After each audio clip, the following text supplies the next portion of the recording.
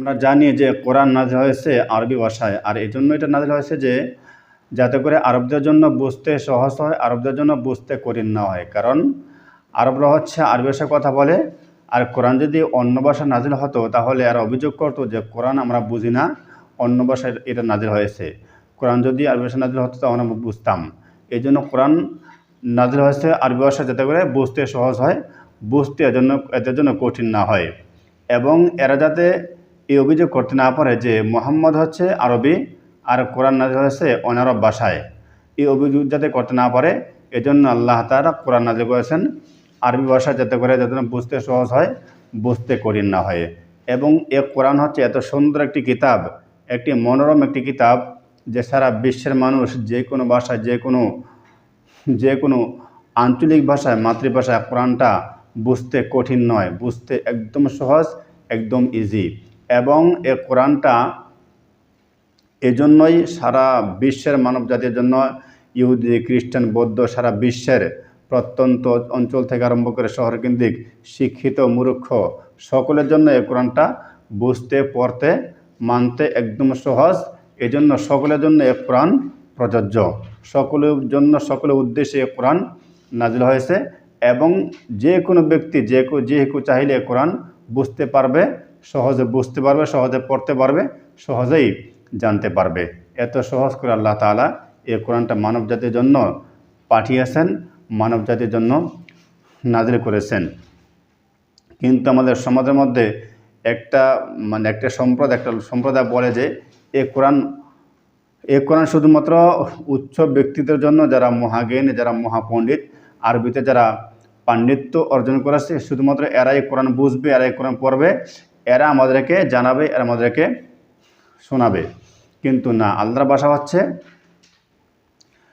পৃথিবীর সাধারণ ব্যক্তি থেকে আরম্ভ করে উচ্চ শ্রেণীর সকল মানুষের জন্য এ কোরআন বুঝতে সহজ, পড়তে সহজ, মানতে সহজ। এজন্য সকলে বুঝতে হবে, সকলে মানতে হবে, সকলে জানতে হবে। এ কোরআন সকলের জন্য প্রযোজ্য, এ কোরআন সকলের জন্য এসেছে, সকলের জন্য এ কোরআনে হেদায়েতের মাপকাঠি এবং এটা পরিমাপের মাপকাঠি। কোরআনে এসেছে যে ওয়াতাম্মাত কালিমাতু রাব্বিকা সিদকান ওয়া আদলা লা মুবাদ্দিলা লিকালিমাতিল্লাহ। এ কোরআন হচ্ছে সত্যতার দিক থেকে পরিপূর্ণ, এ কোরআন হচ্ছে ইনসাফের দিক দিয়ে পরিপূর্ণ, এ কোরআন হচ্ছে সমতার দিক দিয়ে পরিপূর্ণ।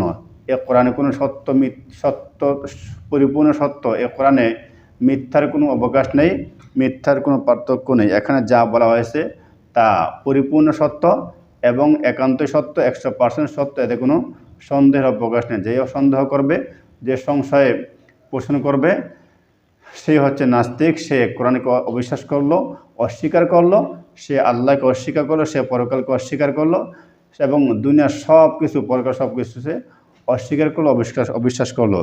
এবং এ কোরআন হচ্ছে ইনসাফের দিক দিয়ে পরিপূর্ণ। এ কোরআন এসেছে সমাজের মধ্যে ইনসাফ পরিপূর্ণ করতে, ইনসাফ কায়েম করতে। এ কোরআন যে বুঝবে, যে মানবে, তার মধ্যে ইনসাফ প্রতিষ্ঠা হবে এবং সমাজকে, দেশকে সে ইনসাফ মানাতে বাধ্য করবে। সমাজের, দেশে ইনসাফ প্রতিষ্ঠা করতে সে পারবে।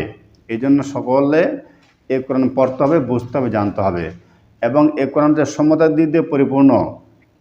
কোরআন নিজেই ব্যক্তির মধ্যে সমতা কায়েম করে এবং এই ব্যক্তির মাধ্যমে সমাজে এবং দেশের মধ্যে সমতা কায়েম করতে সে সচেষ্ট হয়, সে তার পক্ষে সম্ভব হয়। এই জন্য কোরআনকে আমাদেরকে বুঝতে হবে, আমাদেরকে জানতে হবে। কোরআন শুধুমাত্র পণ্ডিত ব্যক্তিদের জন্য নয়, কোরআন সাধারণ ব্যক্তির ক্ষেত্রেও প্রযোজ্য, কোরআন পণ্ডিত ব্যক্তির জন্য প্রযোজ্য। আর কোরআন এত বেশি পাওয়ার, কোরআন এত বেশি ক্ষমতা, এ কোরআন একমাত্র আল্লাহ নাযিল করেছেন। এই কোরআনের কোনো একটা অংশ দুনিয়ার কোনো একটা ব্যক্তি তৈরি করতে পারবে না। কোরআনে এসেছে সূরা ইউনূসের 37 নম্বর আয়াতে বলা হয়েছে ওমা কানা হাযাল কুরআনু আন ইউফতারা মিন দুনিল্লাহ।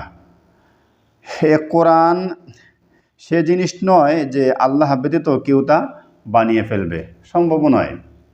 এ কোরআন আল্লাহ পাঠিয়েছেন, আল্লাহ বানিয়েছেন, আল্লাহ তৈরি করেছেন। এ কোরআন কোনো ব্যক্তির পক্ষে সম্ভব নয় একটি আয়াত, একটি শব্দ, একটি বাক্য তৈরি করবে, একটি শব্দ বানিয়ে ফেলবে, কারো পক্ষে সম্ভব নয়। এ কোরআন এখনও চ্যালেঞ্জ করছে এবং কিয়ামত পর্যন্ত এই চ্যালেঞ্জ থাকবে। কোরআন শুরু থেকেই এই চ্যালেঞ্জ করে আসছে।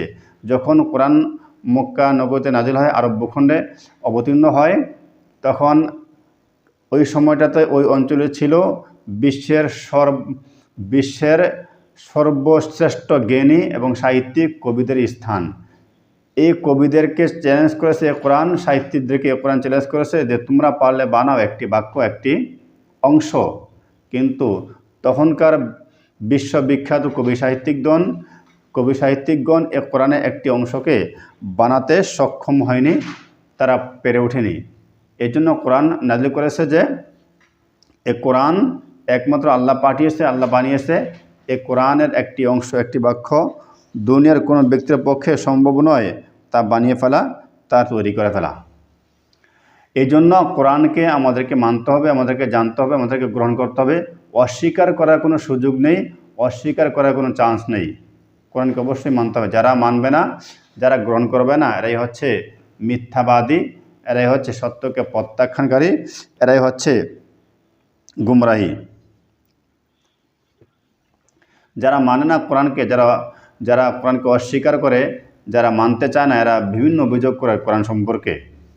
যেমন একটা অভিযোগ হচ্ছে, কোরআনে এসেছে সূরা ফুরকানের 32 নম্বর আয়াতে বলা হয়েছে, ওয়াকালাল্লাযীনা কাফারু লাওলা নুজিলা আলাইহিল কুরআনু জুমলাতান ওয়াহিদা। এরা বলে যে কোরআন কেন একবারে নাজিল হয়নি, কোরআন কেন আস্তে আস্তে স্টেপ বাই স্টেপ নাজিল হয়েছে, কেন স্তর বাই স্তর আস্তে আস্তে করে নাজিল হয়েছে, কোরআন কেন একবারে নাজিল হয়নি। এদের অভিযোগ হচ্ছে এজা। যারা মিথ্যাবাদী, যারা সত্য প্রত্যাখ্যানকারী, এদের অভিযোগ করে, এই সমস্ত অভিযোগ করে। কিন্তু যারা মানে, তারা মেনে নেয়।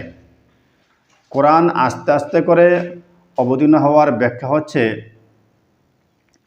আল্লাহ আমাদের রাসূলের মনটাকে, রাসূলের অন্তরটাকে স্তর বাই স্তর আস্তে আস্তে করে মজবুত করেছেন এবং শক্ত করেছেন। যদি একবারে নাজিল হতো তাহলে আমাদের রাসূলের জন্য কষ্ট হয়ে যেত। রাসূলকে আল্লাহ তাআলা কষ্ট দিতে চাননি, তিনি আস্তে আস্তে করে শান্তিময় করে নাজিল করেছেন, যাতে করে এটা আমাদের রাসূলের জন্য কষ্ট না হয়। এজন্য আল্লাহ তাআলা কোরআনকে আস্তে আস্তে নাজিল করেছেন, স্টেপ বাই স্টেপ নাজিল করেছেন। আমরা জানি যে কোরআন যদি পাহাড়ের মধ্যে নাজিল হতো তাহলে পাহাড় ধ্বংস হয়ে যেত, যদি আকাশের মধ্যে নাজিল হতো তাহলে আকাশ ভেঙে চুরমার হয়ে যেত কোরআনের ওজনের কারণে। কিন্তু এই আল্লাহ তাআলা কোরআনকে মানুষের মাঝে নাজিল করেছেন যাতে মানুষের পক্ষে সম্ভব কোরআনকে গ্রহণ করা, কোরআনকে আঁকড়ে ধরা। এই জন্য আল্লাহ তাআলা মানুষের যাতে, আমাদের রাসূলের যাতে কষ্ট না হয়, আমাদের রাসূলের পক্ষে যাতে কঠিন না হয়, যে জিনিসটা যাতে সহজ হয়, এই জন্য আল্লাহ তাআলা রাসূলের উপরে আস্তে আস্তে করে কোরআন নাজিল করেছেন। আর যারা সত্যবাদী, যারা আল্লাহর পক্ষের লোক, যারা আল্লাহর দলের লোক, যারা রাসূলুল্লাহর দলের লোক, এরা রাসূলের গ্রন্থকে, রাসূলকে সহজে মেনে নেয়, কোরআনকে মেনে নেয়। যারা মানে না, যারা অসত্যের পক্ষের লোক, যারা মিথ্যাবাদী, যারা সত্যকে প্রত্যাখ্যানকারী, এরা হাজার অভিযোগ দেয় না মানার জন্য, এবং এদের পক্ষে রাসূলকে মানা, কোরআনকে মানা অত্যন্ত কঠিন হয়ে পড়ে। এই জন্য আমাদেরকে সব কিছু সহজে বুঝতে হবে, সহজ করে দেখতে হবে, কঠিন করে দেখার কোনো সুযোগ নেই। ইসলাম সহজ, ধর্ম সহজ, আমাদেরকে মানতে হবে, আমাদেরকে বিশ্বাস করতে হবে। এটাই হচ্ছে আমাদের মেন বিষয়।